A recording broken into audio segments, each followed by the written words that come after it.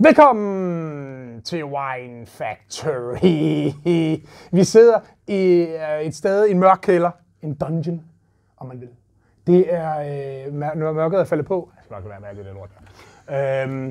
Vi sidder et lækkert sted, vi har været før. Det er champagnekælderen. Når Søgade 21 kommer ned, drik champagne, hygge jer. Jeg har, det her det snyder måske lidt, ikke?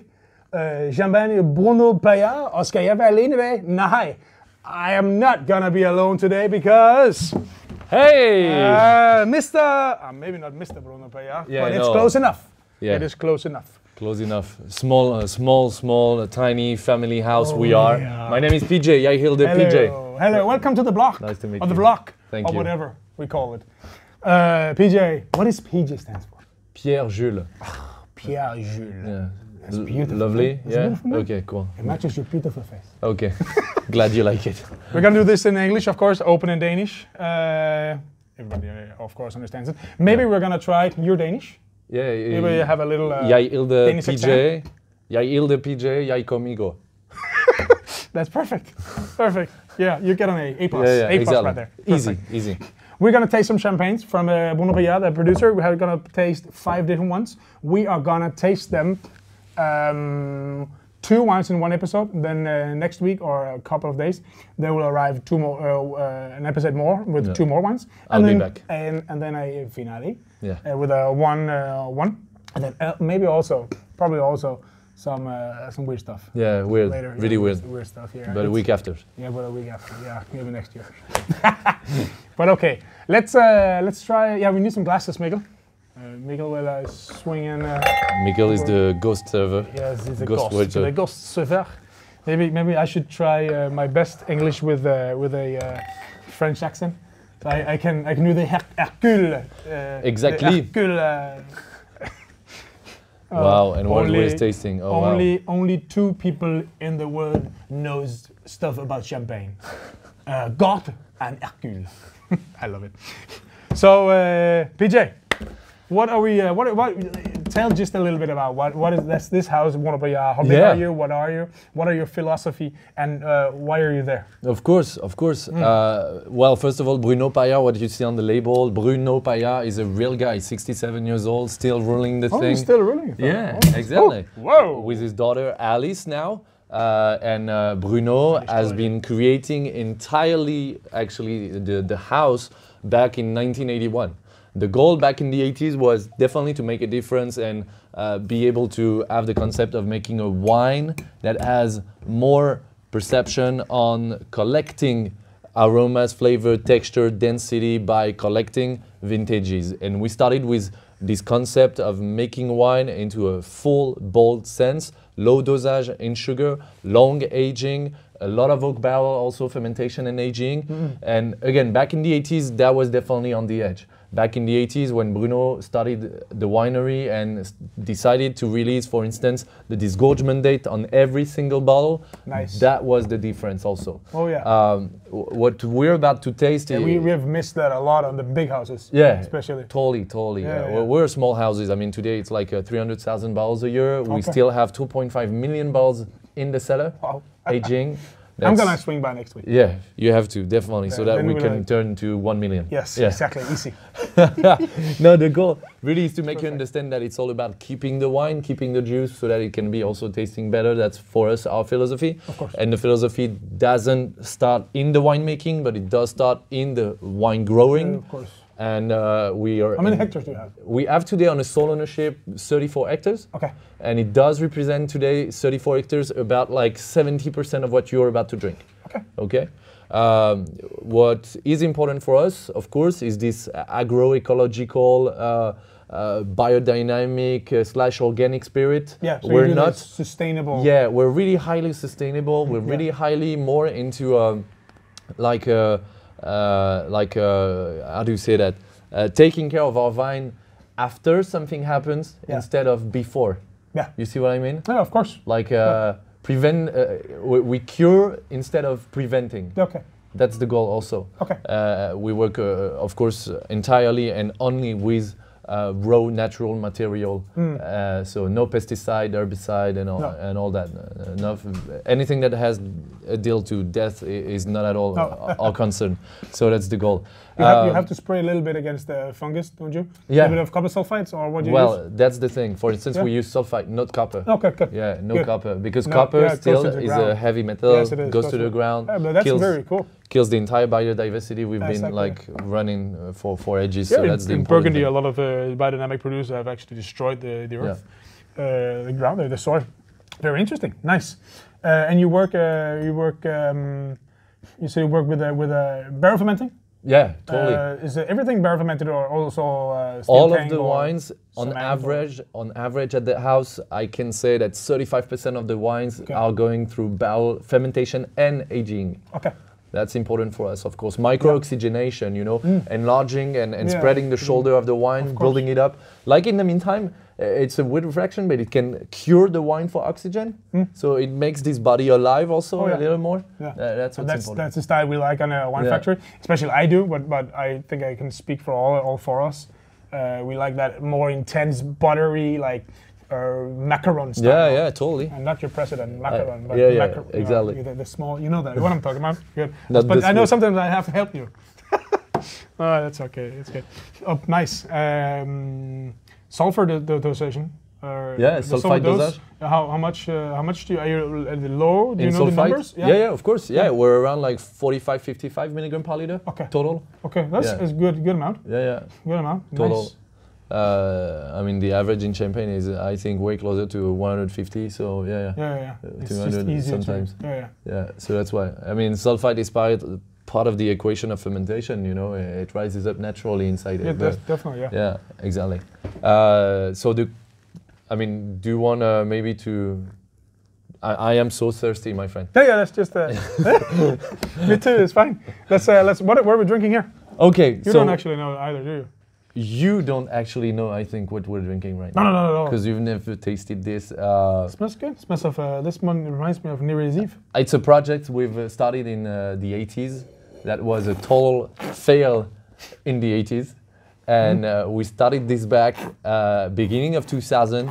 We decided to keep from 2000 until 2012 the same blend of Pinot Meunier, Pinot Noir, and Chardonnay. 60% Pinot Meunier. What's left on equal part is Pinot Noir and Chardonnay. Okay. Coming from different plots that we've actually targeted for their maturity, their texture, and the way those instruments shows up so well that we are expecting at the end of the vinification, at the end of the winemaking, that it won't need any sugar. Nice. And that's the challenge, to make a dosage zero to us. To our philosophy of winemaking is not at all to think about only winemaking for making a zero dosage, but thinking of wine growing. Okay. That's what's important. So we actually blended up from 2000 to 2012, the same blend, 60% Pinot Meunier and what's left Pinot Noir Chardonnay. 65% of the juice here is going through oak barrel fermentation and aging. We put malolactic? Malolactic 100% at the house, always. We put that juice into the barrel for a third fermentation in June 2013. Disgorged in, please tell me. What is that month? Is that February? February, my friend, 2018. I got an A+ too? Well done. Thank you. A+. Thank you very much. 18, yeah. So you can calculate at home, it's 5 years on the lease. Yeah. Okay. And then we just started the distribution of that wine a year and a half after. Nice. Okay. Cool. It's very it has that have a little bit of that buttery character, and then I think as I said when I stuck my small, very fine notes into it, it reminds me of New Year's Eve because it has that firecracker stuff. Yeah, totally. Going on a little bit there. Totally. Normally, when it gets good integrated, it's very good, but a lot of some champagnes can have too much of it. You like the balance, and then it's just bone dry. Of course, exactly. That's the funny thing about this one, I think, is that you have this like pralin. How do you say that? Like a nutty in pastry thing, like a pralin. You see, this pralin thing. It's chocolatey, roasty. On the nose, the mouth is ample, bold, and the final is like sucking oysters. And that's the funny thing about this, is that it's pure with a lot of character into it. Yes. It finishes very, very dry and a little bit bitter. Yeah. Like Chablis-ish. So it's not at all the Meunier, no. because you know everybody thinks that Meunier is like fruit forward into a way where it's all about like quince paste and like apricot middle juice. Yeah. These to us, the way actually our Meunier in Festini Village are for this blend is way more into these high acidic, roasty flavors, I think. Yeah. That's cool. Good juice. Which we did 6,000 bottles of that. Oh, that's not a lot. Yeah. Where are you located? A town or city-wise? Us? Yeah. We are in Reims. The facility is in Reims. Okay. All the vats, the 450 barrels are in Reims, in the south of Reims. Yeah. But then in the house, I mean, out of those 34 hectares, we can count, I would say, like 32 different villages, 120 parcels. Okay. So our goal is really in different Grand Cru and Premier Cru. Yeah, exactly. Yeah. 65% of what we own is Grand Cru. Okay. Okay. Nice. And our goal is really to think of building complexity thanks to diversity. Yeah. That's this one thing. is. Dosage zero. That's yeah, the but name this of the is this Grand Cru? Is it? No. Or is it a blend? No, it's a blend because we have Festini, we have some Versonnet, we have some Bouzy, we have some Étoge, we have no. There's about like 13 different villages on that. Yeah. Exactly. The second wine. Always. There's another one. It's in a clear bottle. Yeah, I know. Mr. Pierre. I know. I don't know if we have the foil that we can show maybe so that I can show people that we're really geeky about doing things from earth until the glass. That's pretty important. Yeah, you told me earlier. Yeah. Because using potatoes, of course, whatever. Yeah, exactly. It's a clear bottle, but you'll see. Wow, magic! It's Christmas. It's Christmas time. This, my friends, is not plastic. We've been actually looking for somebody during years and years to be able to produce this. It's wrapped around the bottle, okay, and you have to unleash the power of this by covering out the bottle right before the service, and it's made out of potato. This is entirely made out of potato, so if you take this and put it in water... Right now, now it's not getting touched by light. I won't get the light any UV light now. Yeah, exactly. I'm going to sunburn. I think this is the way to go in the summertime. This is the way to go to beach. Oh, that's good. I've just been to South Africa and drinking a shitload we missed champagne. They do the Cap Classique. It's a totally other story. And my face, you know, I could have used this. Yeah, totally. That's cool. Totally. From potatoes. Okay. Yeah. It's very nice. And so you wrap this out from the Blanc de Blanc right before service. That's really important. Yeah.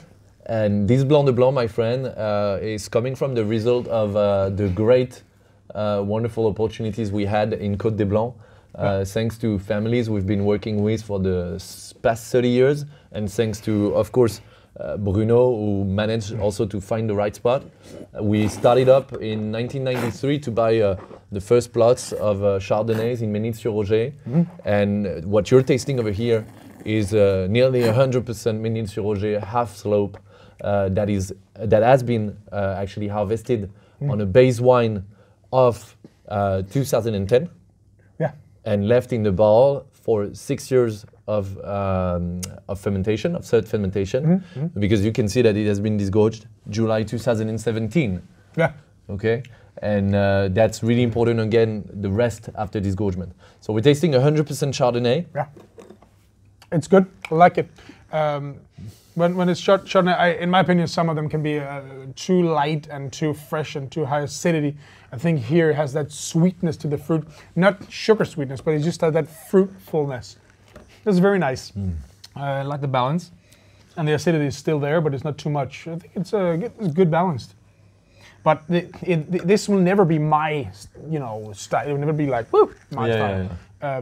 But I think it's a very good product of what it gives. An extra brut. Yeah, everything. All of our wines, and it's about now 25 years old, all of our wines are extra brut driven.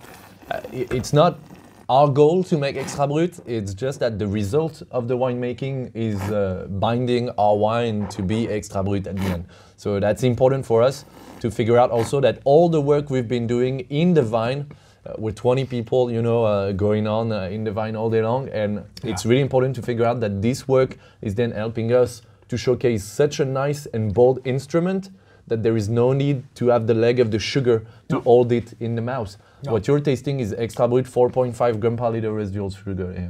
Perfect. And the base wine 2010 at the height of 80%, and the 20% left collection of all the Blanc de Blanc we've produced since 1990.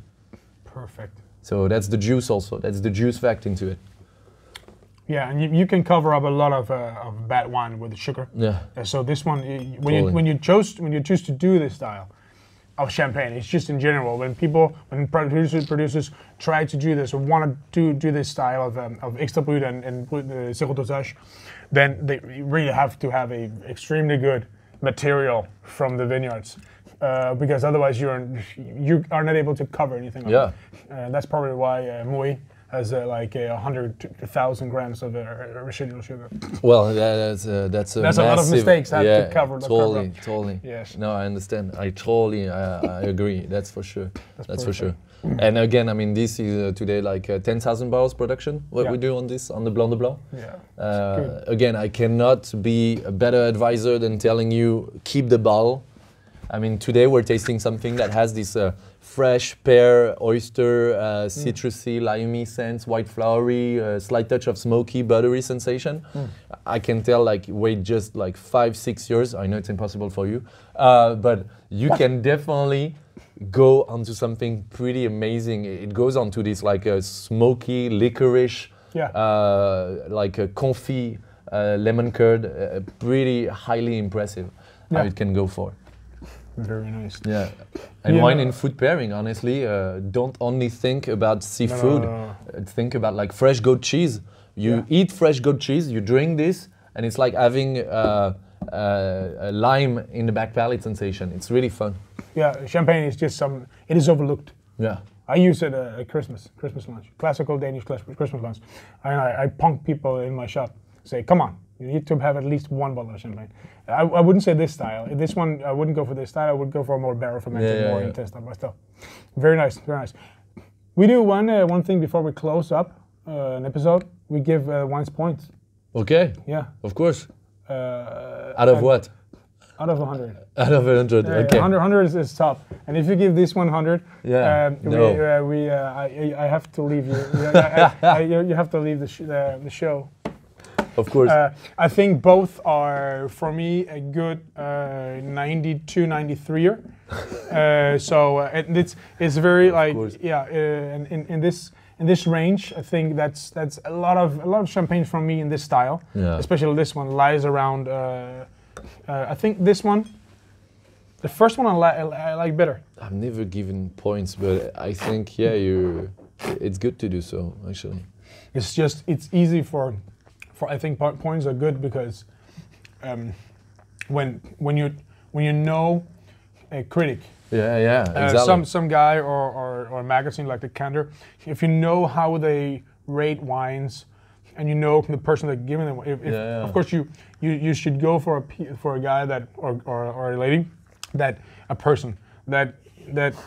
you share the same that you share. Yeah, come on. It's in these days, you know, you cannot leave out one gender. So come on. Of course. So person. Yeah. You have to find a person that you share a taste with, because otherwise it doesn't make any sense. Yeah. I really don't care if James Suckling gives 96 points for some South American stuff, because I don't like the style he does.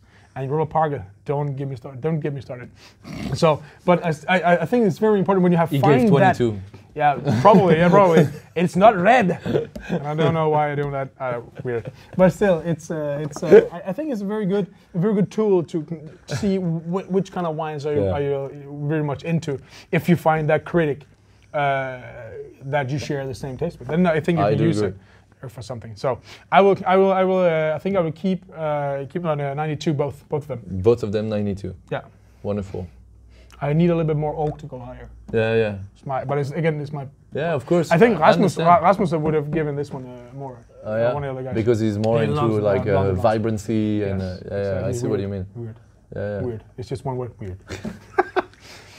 PJ, that was one episode. More to come. Yeah, it was pleasure. Let's close down for this one and say, yeah, that was nice and very good introduction. So next time we can run through the wines and maybe focus more on them. It's pleasure. Merry Christmas, my friend. Yeah. Not Christmas yet. Thank you, man.